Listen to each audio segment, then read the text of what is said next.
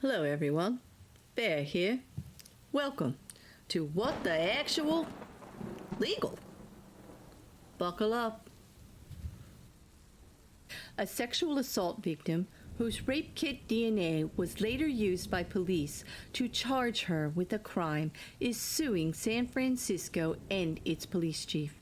The woman, whose name is being kept secret and going by Jane Doe, provided a DNA sample to police in 2016 after her assault, a court filing states.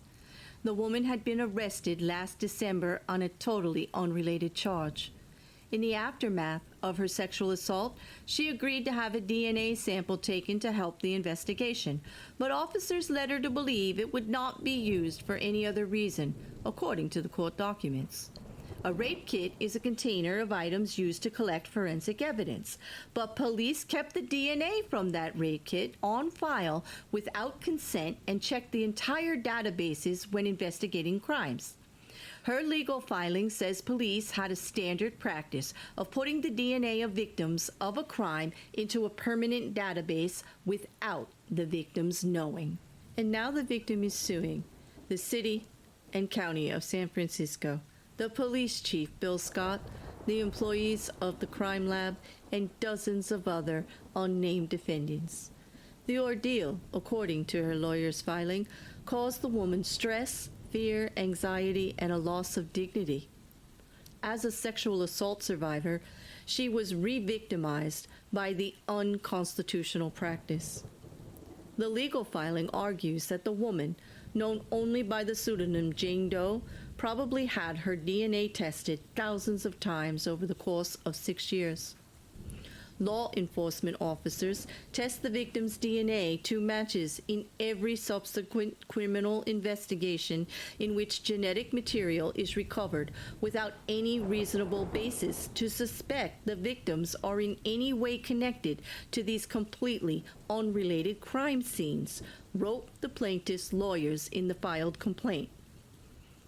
The case first emerged earlier this year in February, prompting outrage at the use of a sexual assault victim's DNA in other investigations, when it was disclosed in a shocking revelation by the district attorney's office. Aides to then District Attorney Chesa Bowden said the DA's office learned of the practice when the police department identified a woman who was recently arrested on a felony property crime charge from 2021 based on DNA samples that she had given earlier in 2016 when she reported that she had been sexually assaulted.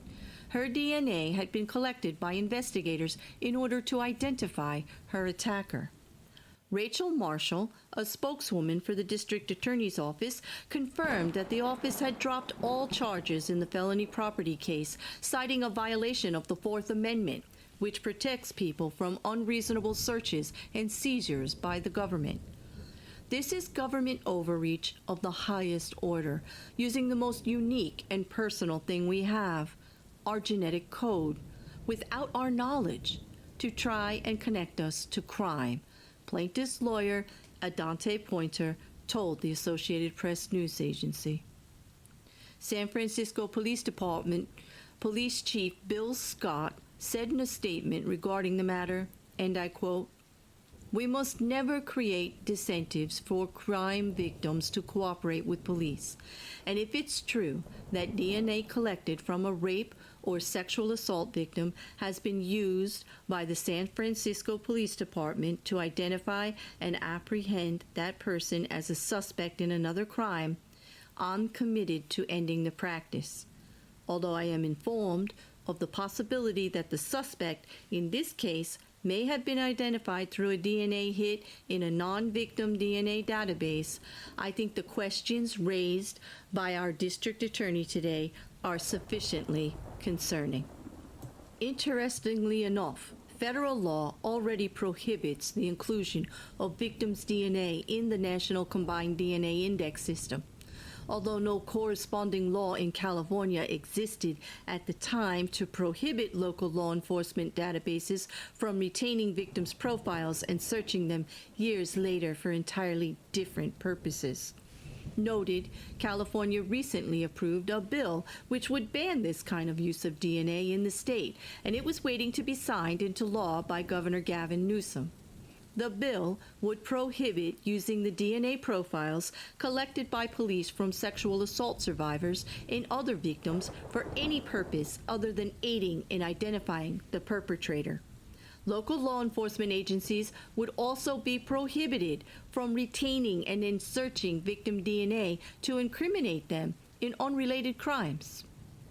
A silver lining, if there is one, is that when the then DA Bowden learned about the circumstances behind the DNA evidence, they dropped the charges and vowed to investigate and inhibit the reoccurrence of the event. And San Francisco's police chief, Scott, said he would change procedures to avoid it happening again, shining a light on a procedure violating victims' rights and taking accountability and advocating for change. The revelation of the so-called commonplace procedure has prompted a national outcry from advocates, law enforcement, legal experts, and lawmakers. Advocates said the practice could affect victims' willingness to come forward to law enforcement authorities.